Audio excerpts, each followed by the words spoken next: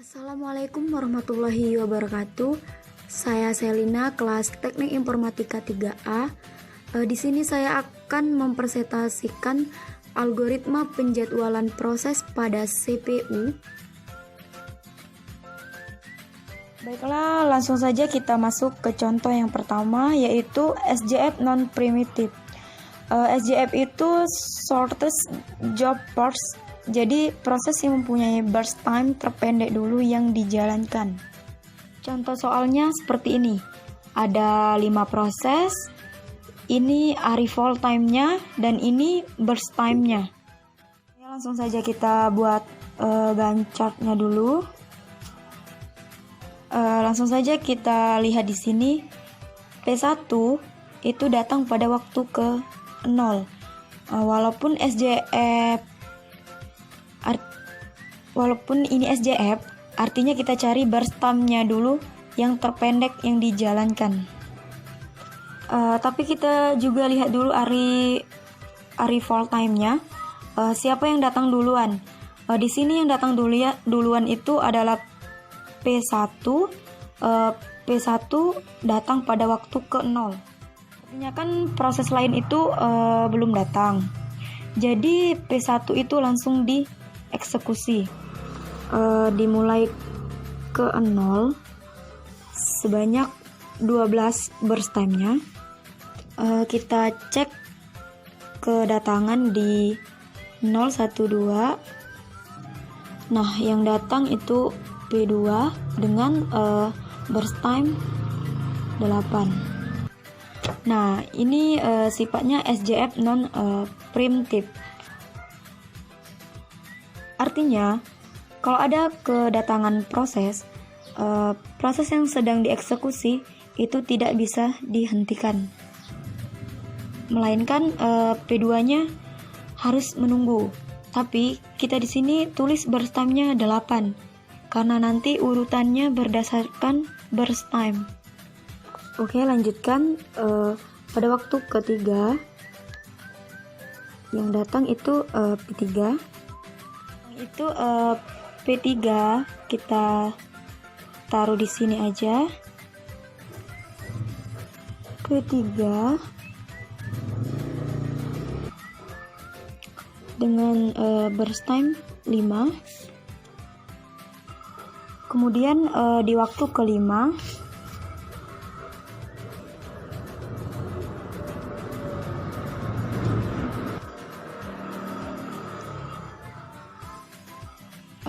datang P4, burst time-nya 2. Terus P9, SP5, burst time-nya 1. P1 tidak bisa diterapkan oleh P2, P3, P4 atau P5. Tapi dia harus terus dieksekusi sampai habis waktunya, sampai 12. Di saat waktu ke 12 P1 kan selesai. Nah, urutannya ini urutannya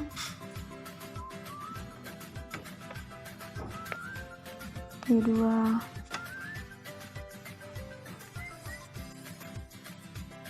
P3, P4, P5. Ini urutan kedatangannya. Tapi ketika kita akan mengeksekusi proses berikutnya, yang dilihat adalah burst time-nya. Yang dicari burst time-nya yang terpendek karena kita menggunakan algoritma SJF. Kita cari di sini yang paling pendek itu adalah P5. Maka P5 dieksekusi terlebih dahulu dari 12 ke 13. Berikutnya P4 12 sampai ke 15. Selanjutnya P3 burst time-nya 5 sampai ke 20. Yang terakhir P2, burst time-nya 8 jadi 28. Ini hasilnya sama 28 dengan burst time, tapi urutannya berbeda. Urutannya berdasarkan burst time terpendek. Dan ini adalah hasil gancar SJF non primitif. Baik, berikutnya kita cari waiting time-nya. Waiting time-nya P1. P1 yang dilihat kapan kedatangannya? Kedatangannya 0. Kemudian kapan P1 mulai dieksekusi? P1 mulai dieksekusi di waktu ke 0. Jadi waiting time-nya adalah 0, tidak ada. Kemudian P2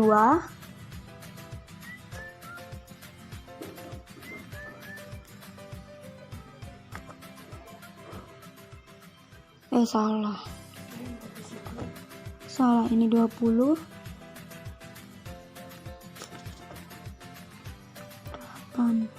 Selanjutnya P3 wait.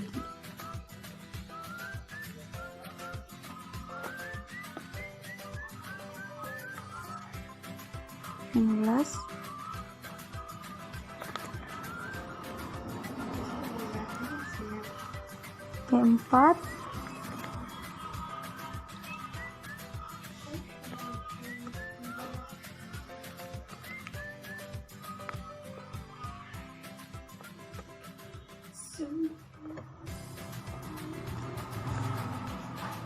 selanjutnya P5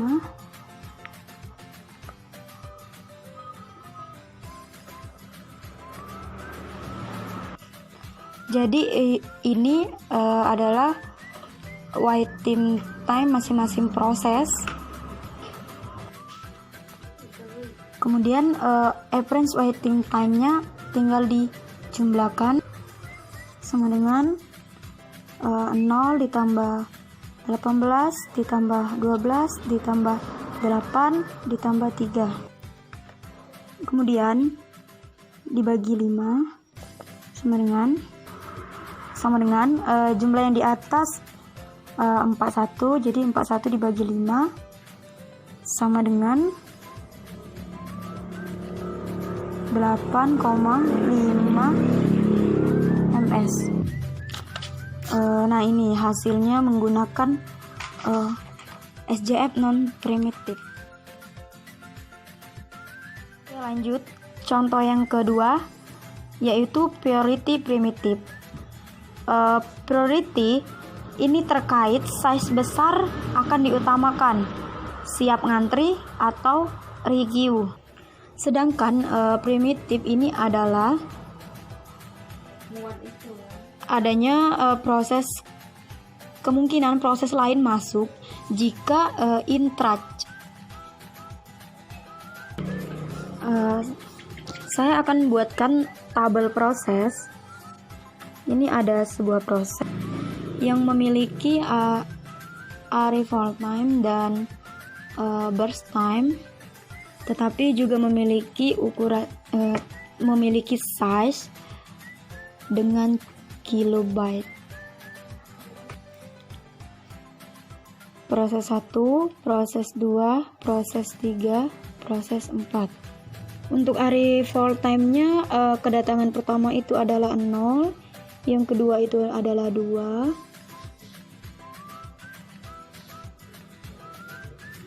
tiga, dan 5. Kemudian burst time-nya itu adalah 10, 8, 12, dan 4.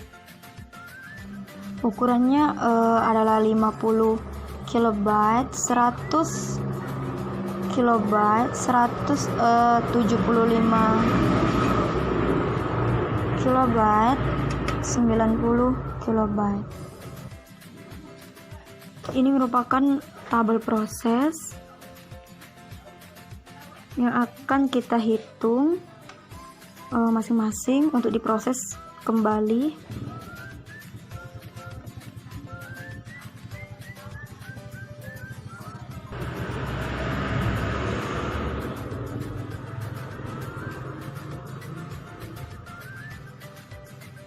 Lanjut, kita akan gambarkan dulu Gantt chart-nya, kurang lebih seperti ini.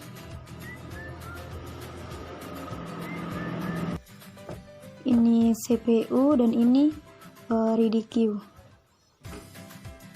atau siap antri. Pada mili detik ke 0, P1 datang 10, tetapi P1 dieksekusi terlebih dahulu karena ngantri terlebih dahulu. Tetapi mili detik kedua ada proses lain datang, maka P1 sisa 8. Di mili detik ketiga itu ada proses lain yang datang, yaitu P3, maka P2 sisa 7. Karena sudah berjalan satu kali, ini sudah berjalan satu kali atau satu kali mili detik. Kemudian di mili detik ketiga ini juga kebetulan proses yang akan diutamakan dieksekusi karena dia memiliki size ukuran yang paling besar, yaitu 175.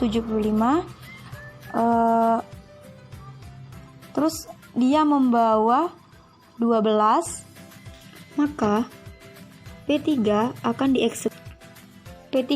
dieksekusi, maka 12 ditambah 3, 15. Berikutnya ini sudah selesai terminit ketiga di mili detik 15. Kemudian berikutnya yang akan dieksekusi yaitu P2 yang terbesar kedua 150. 15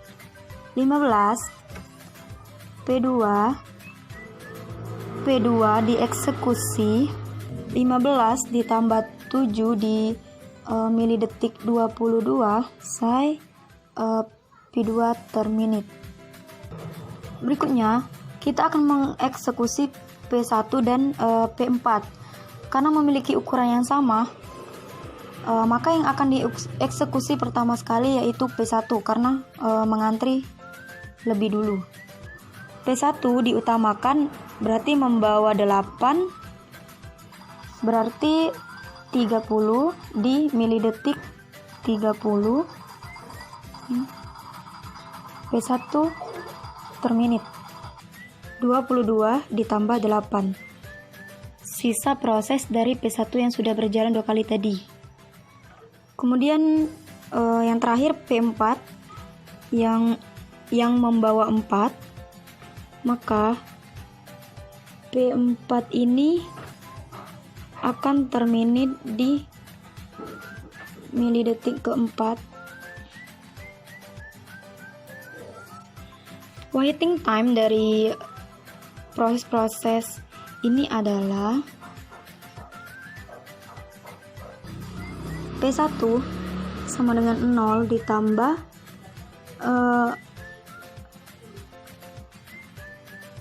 22 dikurang 2, P2 sama dengan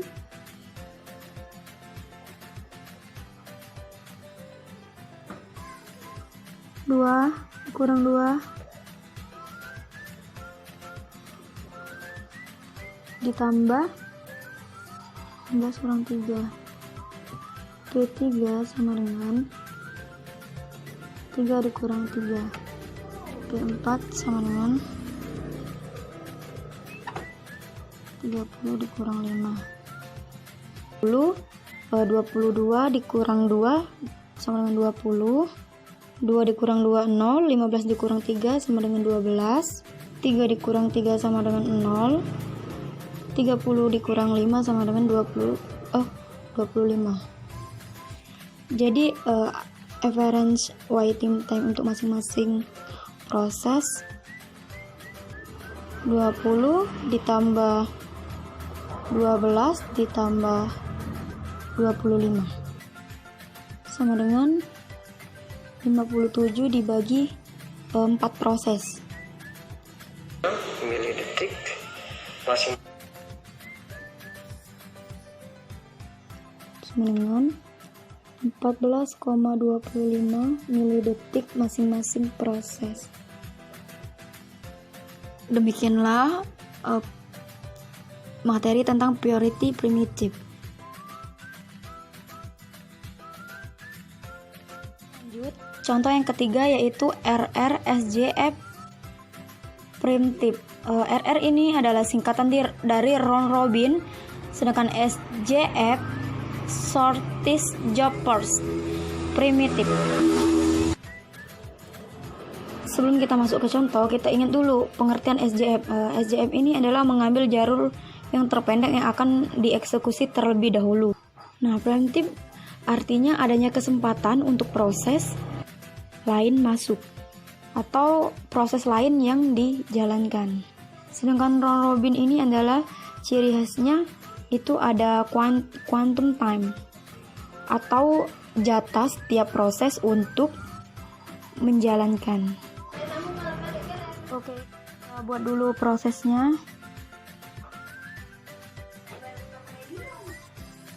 P1,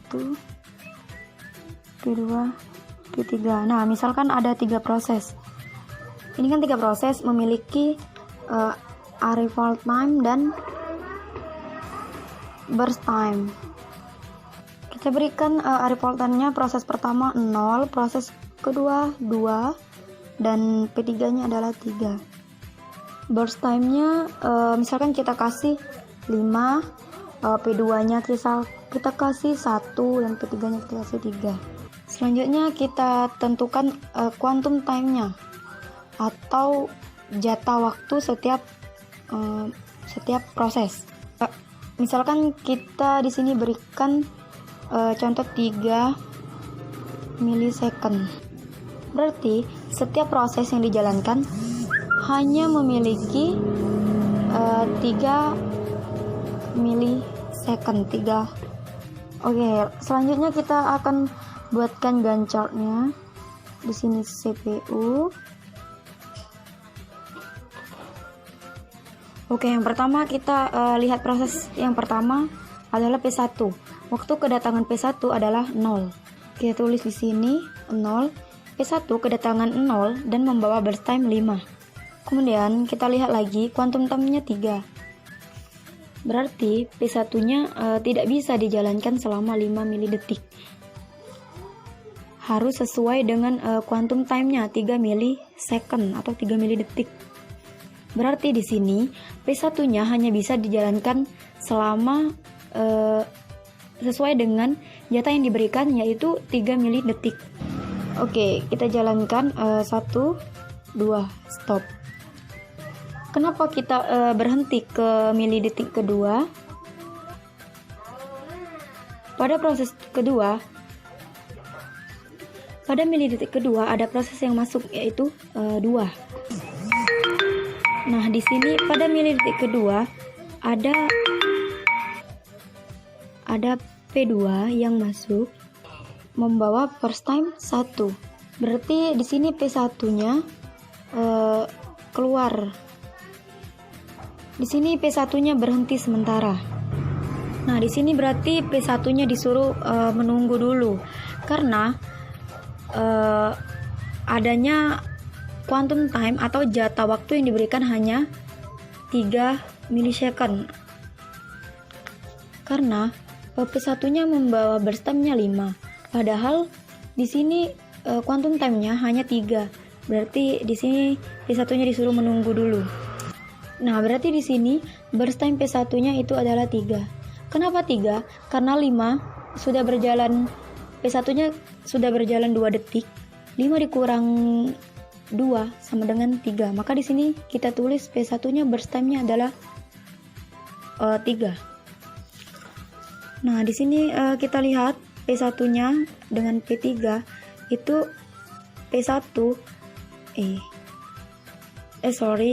P2 itu lebih kecil atau lebih pendek dari P1, maka yang harus dijalankan terlebih dahulu itu P2.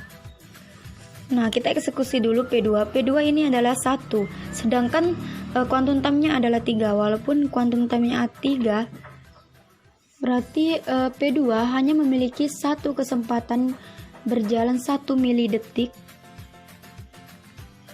Oke, kita akan menjalankan P2. Sini P2. P2 berjalan selama 1 detik, berarti berhenti pada 3. Nah, berarti di sini P2-nya habis karena P2 hanya bisa berjalan 1, berarti P2 terminit. P2-nya habis, berarti kita tulis di sini P1, sisa burst time-nya adalah 3. Kemudian kita jalankan P1. Sebelum kita jalankan P1, kita lihat pada arrival time, pada proses ketiga ada proses baru yang masuk. Proses yang masuk yaitu proses yang terakhir, yaitu P3. Nah, di sini P3 masuk pada milidetik ke-3.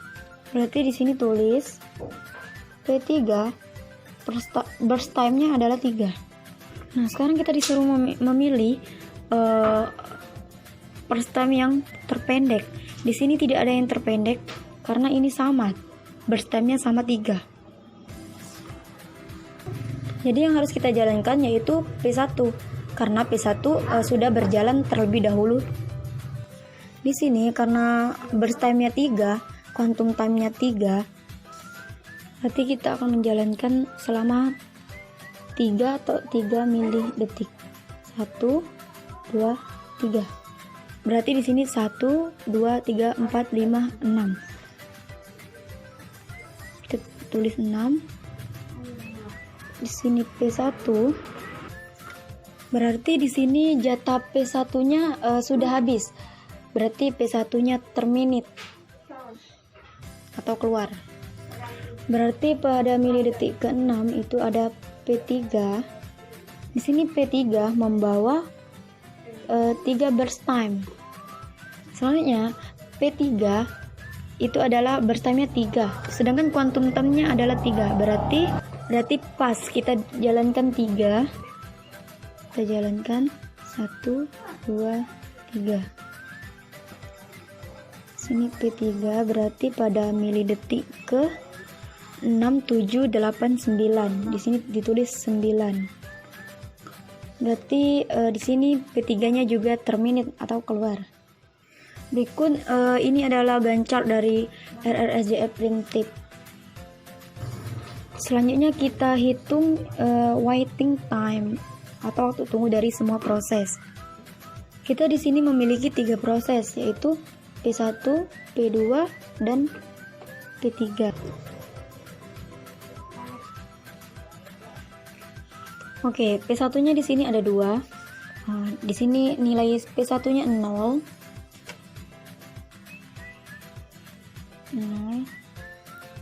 Karena waktunya terhenti, berarti di sini kita tambahkan. Nah, tadi kan P1-nya disuruh menunggu, bukan terminit, disuruh menunggu waktu P1 berjalan pada milidetik, dikurang waktu tunggu P1 tadi menunggu pada milidetik kedua, berarti dikurang 2. Sini kita kurangkan 0 kurang 0 habis, 3 dikurang 2 sama dengan 1. Selanjutnya P2. Di sini P2-nya 1. Waktu selanjutnya itu P2. P2 itu cuma 1. Berarti 2 dikurang 2 sama dengan 0. Lanjut P3. Sini P3 6 dikurang 3 sama dengan 6 dikurang 3 sama dengan 3. Sekarang kita akan menghitung average waiting time atau waktu tunggu rata-ratanya. Kita jumlahkan P1 itu bernilai 1 ditambah 0 ditambah 3. Hasilnya adalah 4. 4 dibagi banyaknya proses. Di sini prosesnya adalah ada 3. Berarti 3 dibagi 4. 4 dibagi 3. 4 dibagi 3 sama dengan 1,333 atau kita bulatkan 1,4. Jadi jumlah waktu rata-ratanya adalah 1,4 milisecond.